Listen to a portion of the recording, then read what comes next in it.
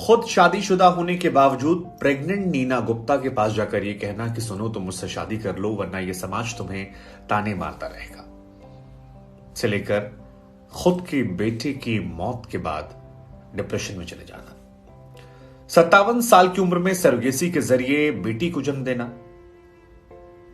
एक सफल अभिनेता होने के बाद सलमान खान की फिल्म तेरे नाम को डायरेक्ट करना, पहली फिल्म रूप की रानी चोरों को राजा कि फ्लॉप होने के बाद सुसाइड करने की कोशिश करना, तो तमाम पढ़ाई लिखाई करने के बावजूद काम का ना मिलना। सतीश कौशिक ये नाम आप सबने सुना होगा, आज हमारे बीच नहीं रहे। बहुत कुछ इनका जीवन सिखाता है, इनके जीवन के किस्से आज हम आपको सुनाएंगे, वो किस्से जो शायद आप जानते नहीं होंगे, कई किस्से दिलचस्प हैं। लेकिन उससे पहले आपको बता दें कि दिल्ली में अंतिम सांसें ली, हार्ट अटैक से इनकी मृत्यु हुई और यह सिखा गए कि जिंदगी जो है उसका कोई भरोसा नहीं है। जो इंसान एक दिन पहले होली के रंग में डूबा हुआ था, मुस्कुराते हुए तस्वीरें खिंचवा रहा था, सोशल मीडिया पर पोस्ट कर रहा था, एक दिन बाद आज पूरा देश और दुनिया भर में उनके लाखों चाहने वाले उनको लेकर पोस्ट कर रहे हैं और ये कह रहे हैं कि जिंदगी जितनी मिली है एंजॉय कर लीजिए, क्योंकि क्या पता कल हो ना हो। आज 5 ऐसे किस्से उनके जीवन के जिसके बारे में कम लोग जानते हैं। पहला किस्सा नीना गुप्ता को प्रपोजल देने का। दरअसल नीना गुप्ता ने हाल फिलहाल में अपनी किताब लिखी थी सच कहूं तो। उस किताब में एक किस्सा था जब वेस्ट इंडीज के महान बल्लेबाज विवियन रिचर्ड्स से उनका अफेयर चलता है और वो प्रेग्नेंट हो जाती हैं। रिचर्ड्स वापस वेस्ट इंडीज चले आते हैं। वो कहती हैं कि उस दौरान सतीश कौशिक उनके पास आए थे और उन्होंने कहा कि सुनो ये दुनिया तुमको जीने नहीं देगी, इस बच्चे को नाम देने के लिए तुम मुझसे शादी कर लो। बच्चा सांवला होगा, मेरी तरह दिखेगा, तो कोई शक भी नहीं करेगा कि मेरा बच्चा नहीं है। नीना कहती हैं कि सतीश कौशिक उस वक्त शादीशुदा थे। 4 साल पहले ही शशि कौशिक से उन्होंने शादी की थी और मेरे पास वो जब आए तो मैं भावुक हो गई, बहुत इमोशनल हुई। मैंने उन्हें प्यार से समझाया, मना किया। मैं रिचर्ड्स के टच में रही। किसी ने सवाल पूछा कि शशि कौशिक का रिएक्शन क्या था, क्योंकि शादी सिर्फ 4 साल पहले हुई थी। तो उन्होंने कहा कि वो मेरी अच्छी दोस्त है, हम घर आया जाया करते थे। वो समझती थी कि दोस्त का इमोशन यहां पर हावी हो गया और इसलिए सतीश कौशिक मेरे पास आए थे। यारों के यार थे सतीश कौशिक और काफी लोग उन्हें मिस करने वाले, लेकिन ये किस्सा काफी चर्चा। दूसरा किस्सा उनके सुसाइड अटेम्प्ट करने को लेकर। सतीश कौशिक को एज अ डायरेक्टर बड़ा ब्रेक मिला था रूप की रानी चोरों का राजा में। बोनी कपूर इसके प्रोड्यूसर थे और इसमें जो स्टार कास्ट थी वो उस जमाने के हिसाब से काफी बड़ी थी, श्रीदेवी और अनिल कपूर। और कहते हैं कि उस साल की ये सबसे बड़ी बजट वाली फिल्म थी। इस फिल्म के बजट का अगर आपको अंदाजा लगाना है तो आप ऐसे समझिए कि 90 के दशक में एक हीरा चुराने वाला सीन होता है ट्रेन से। उस सीन को शूट करने के लिए 5 करोड़ रुपए लगा दिए गए थे। इस फिल्म से बोनी कपूर, श्रीदेवी, अनिल कपूर और सतीश कौशिक को बहुत ज्यादा उम्मीदें थी, लेकिन जब उनके पास फोन आया कि बॉक्स ऑफिस पर फिल्म पिट गई है, तो कहते हैं कि मेरा सुसाइड करने का मन हुआ था। कई दिनों तक मैंने किसी से बात नहीं की थी और खामोश हो गया था मैं। इस सदमे से उभरने में काफी वक्त लगा उन्हें। काफी दिनों के बाद उनकी पहली फिल्म हिट हुई थी हम आपके दिल में रहते हैं। शायद कई बार उन्होंने टीवी रियलिटी शोज में किस्सा सुनाया कि life is all about move on. तीसरा, रियल लाइफ में लोगों को हंसाने वाले सतीश कौशिक, जिनकी फिल्मों को लेकर हम आपने खूब गुदगुदाया है।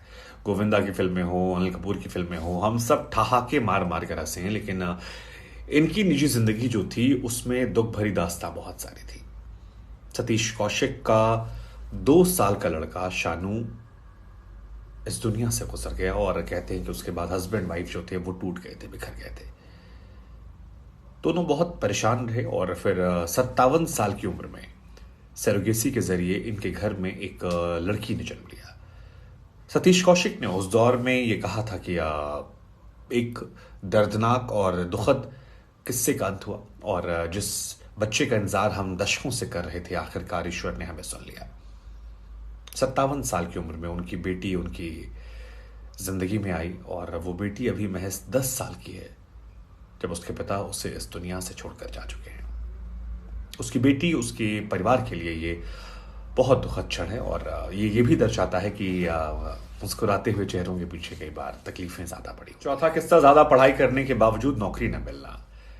NSD national school of drama और एफटीआईआई से पढ़कर सतीश कौशिक बॉम्बे पहुंचे थे। उन्हें बड़ी उम्मीद थी कि वो पहुंचेंगे, उन्हें ब्रेक मिल जाएगा, स्टार बन जाएंगे, लोग उन्हें अभिनेता के तौर पर जानेंगे, बहुत सारे पैसे मिलेंगे। लेकिन वो कहते हैं ऐसा कुछ नहीं हुआ। इतनी पढ़ाई वढ़ाई करने के बाद मैं गया, मुझे एक किसी इंसान ने काम नहीं दिया, और इसका असर ये हुआ कि मुझे एक बीमा कंपनी में काम करना पड़ा। मेरा काम था यान को साफ करना झाड़ू से, और मैं उसे साफ करता था, और एक साल तक मैंने सिर्फ ये सफाई काम किया। जिस दौरान मैं ये साफ सफाई काम कर रहा था, मुझे लगता था कि इतनी सारी पढ़ाई लिखाई करने का क्या फायदा जब आप जीवन में ही काम करने आए हैं। हालांकि ज्यादातर लोगों की कहानी है कि सफलता रातों रात नहीं मिलती है। वो जो रातों रात कहते हैं, उस रात के पीछे बहुत लंबी दास्तां होती है, और उस दास्तां को कवर करते हुए इन्होंने अपनी शुरुआत यहां से की। बाद में मौके मिले और फिर छा गए। और आखिरी किस्सा उनका है मनपसंद काम को लेकर। वो कहते हैं कि जैसा काम मुझे करना था वो काम मुझे मिल नहीं रहा था। उस दौर में सोशल मीडिया था नहीं, मीडिया इतना एक्टिव नहीं था, और मुझे ब्रेक मिलने के बावजूद बहुत संघर्ष करना पड़ा। मैं संघर्ष करता रहता, लेकिन मनपसंद काम करने के लिए मुझे लगा कि मैं खुद क्यों ना डायरेक्टर बन जाऊं। और उसके बाद मैंने बहुतेरी फिल्में की जो लगातार हिट गई, और मैंने अपने सारे सपनों। जाते जाते हम आपको सतीश कौशिक की कुछ फिल्में बताते हैं जो शायद आपने देखी होंगी या आपने लुत्फ उठाया होगा। फिल्मों की बात की जाए तो सतीश कौशिक की जाने दो यारों, सागर, राम लखन, स्वर्ग, जमाई राजा, अंदाज, साजन चले ससुराल, दीवाना मस्ताना, मिस्टर मिसेस खिलाड़ी, आंटी नंबर 1, बड़े मियाँ छोटे मियाँ, अब लौट चले, हसीना मान जाएगी, दुल्हन हम ले जाएंगे, हद कर दिया आपने, क्योंकि मैं झूठ नहीं बोलता, अतिथि तुम कब जाओगे, उड़ता पंजाब, फन्ने खा, राम लखन, साजन चले ससुराल। इसके अलावा अगर डायरेक्शन की बात की जाए तो रूप की रानी, चोरों का राजा, हम आपके दिल में रहते हैं, हमारा दिल आपके पास है, बधाई हो बधाई, तेरे नाम, वादा, शादी से पहले, गैंग्स ऑफ घोस्ट और कैमरस।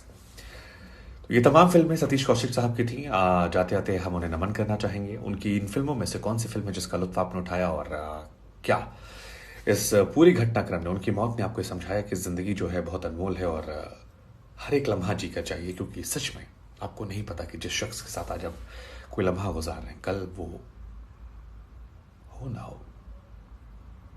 वाकई में हैरान करने वाली खबर है।